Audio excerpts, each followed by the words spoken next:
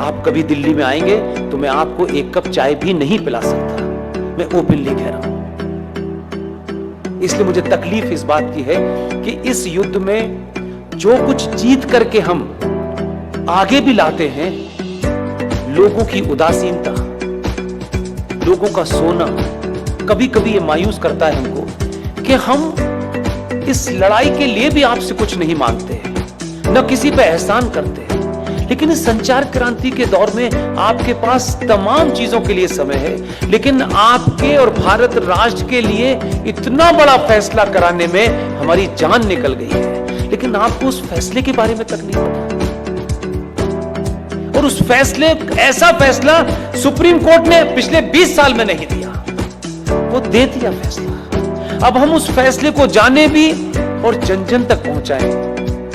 हम पे थोड़ा रहम कीजिए, हम पे थोड़ा तरस खाइए। ये इसलिए कह रहा हूं कि इससे ज्यादा और शब्दों में नहीं कह सकता। 2018 में सुप्रीम कोर्ट के अंदर जस्टिस अरुण मिश्रा जी, जस्टिस अमिताभ राय साहब इतना बड़ा फैसला दिया है, लेकिन उसकी 90% लड़ाई मुझे और आपको लड़नी है। फैसला यह दिया है कि विष्णु शंकर जैन ने कोर्ट में खड़े होकर के कहा कि सर, माय लॉर्ड, देश के स्टेशन हो, बस स्टैंड हो, सड़क हो, एक्सप्रेसवे हो, जितनी भी सार्वजनिक जगह हैं इस देश में, हर सार्वजनिक जगह के ऊपर मस्जिदें बनी हुई हैं, मज़ारें बनी हुई हैं और बेतहाशा बनी हुई हैं। सड़कों के बीचों बीच में पीर बाबा मर गए हैं, कहीं स्टेशन पे मर गए हैं, कहीं छत पे मर गए हैं, यानी फ्लाईओवर तक पे भी पीर बाबा मरे हैं। ये भारत के सार्वजनिक और सरकारी जमीन के ऊपर एक जिहाद चल रहा है ताकि कोई भी इनके खिलाफ न बोल सके।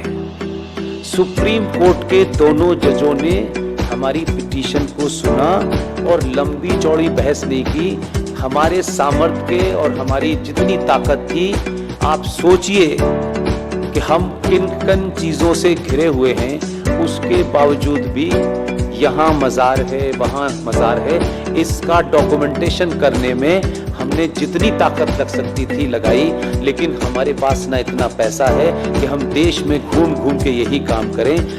सुप्रीम कोर्ट ने एक फैसला दिया और फैसला क्या कहा है, उन्होंने रास्ता नहीं छोड़ा, इसमें अब कोई नया एंगल नहीं हो सकता।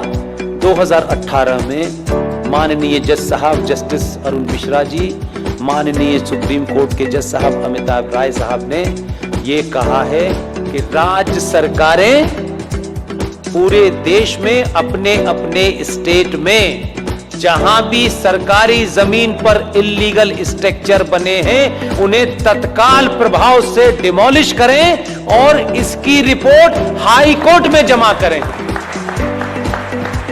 ये ऑर्डर सनातनियों को नहीं पता, ये भी कोई जिहादी आपको बताने आएगा। आपको अपने फायदे की भी चीज पता नहीं है, शत्रु का भी पता नहीं है भाई, तो कैसे समझाएं? घर घर जाके समझाने की हमारे पास ताकत नहीं है।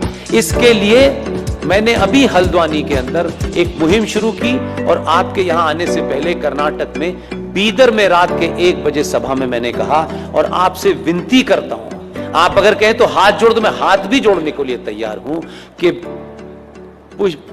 पुष्पेंद्र कुलश्रेष्ठ, क्योंकि वही एक चीज वेरीफाइड है और वेरीफाइड नहीं है।